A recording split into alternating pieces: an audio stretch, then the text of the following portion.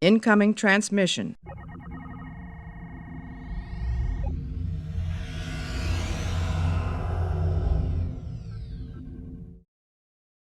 Well, hello there. It's your buddy, Admiral Teague. How you doing? It's been an interesting, if unverifiable, week in the world of Star Trek. Tuesday, September 24th, British website Express Press, which seems a little more oriented towards sports content like rugby, dropped an article saying that Alex Kurtzman, who's been in control of TV Star Trek since 2018 and is the creator of what's become to be known as New Trek, it's a loose creation of modern shows using the aesthetic of Star Trek with no other real relation to the series, had been fired. Adversarial towards legacy fans, Kurtzman only wanted the right fans and a new fan base that was composed of people who knew nothing of Star Trek and pay very little attention.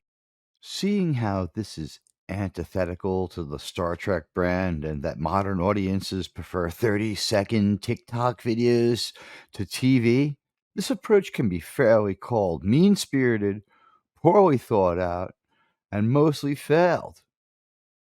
While some enjoy Lower Decks, most Star Trek fans have come to ignore these shows. For years, Star Trek has been slow, boring, and expensive under the New Trek moniker, a show designed to be tweeted through. The new audience never materialized, and Star Trek was reduced to failed, pandering crime tales written by failed, pandering crime writers.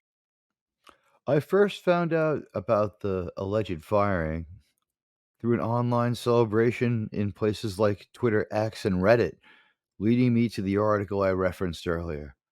While the article was real in the sense it existed, the writing style was strange and minimal.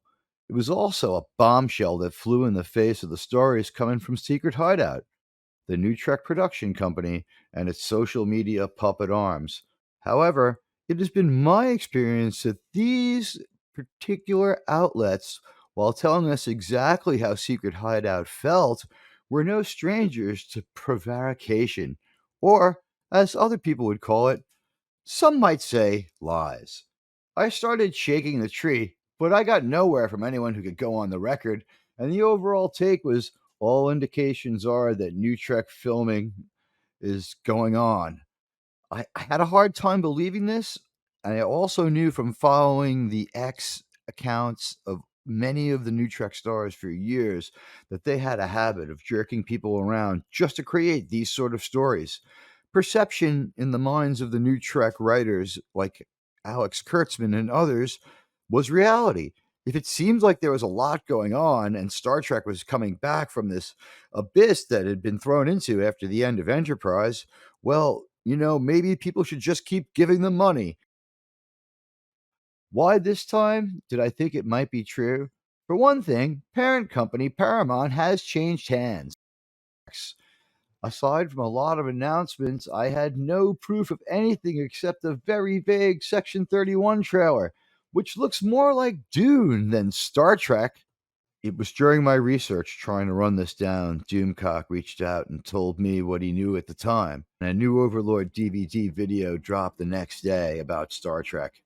The Doomcock video, link in description, was in agreement with the analysis Resolute German I had elaborated the day before, that Alex Kurtzman's buyout and the cost of another failed Trek project were now close to the same, and this maybe even favored the idea of buying him out.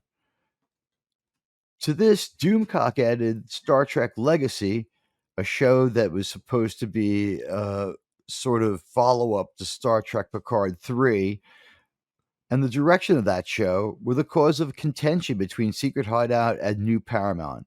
With New Paramount making the calculation that all New Trek has essentially failed, and even their so called best story, Star Trek Picard Season 3, failed to really entertain, it didn't make sense that it would start to catch fire now in any meaningful way, and that snow shoveling good money after bad was just not going to work out. Another Kurtzman project would only damage and further devalue Star Trek, as all Kurtzman projects before have. At this point, the 28th of September 2024, there's no telling what will happen next.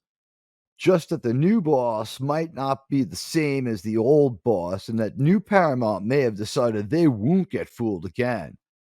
The fact is, a buyout finally makes sense, as would be burning whatever Section 31 movie they may have. My pledge not to review or waste much time with what they call New Trek stands, as does my pledge to give Star Trek another chance should the project be handed off to creators other than the ones doing it now. For the first time in a long time, there's some hope on the final frontier. Apparently, when there's a lot of garbage smoke, there just might be some garbage fire.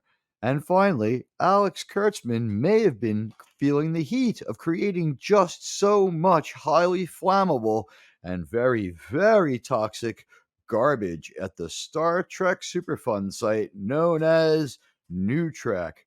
Will New Trek continue? No one knows for sure, but the Ellisons seem to have a different vision for the future of Star Trek. One that includes making money over spreading an agenda or just throwing money away on one tale after another that makes no sense. 10 fucking grueling hours. One thing's for sure, now that the amounts have been validated to have lined up, the decision is in the hands of New Paramount Corporation. Do they want to burn equal amounts of money to further damage their brand? Or bite the bullet, wait a little while, and possibly relaunch the greatest sci fi franchise of all time to a new beginning and new possibilities, wiping away the horrors of the Kelvin timeline and New Trek?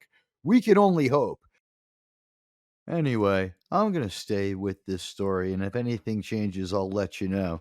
Do me a favor and hit those like and follow buttons, and if you could, maybe turn on the notifications. Also, thank you once again, Doomcock, for helping me out and directing me a little better, helping me use my time more wisely.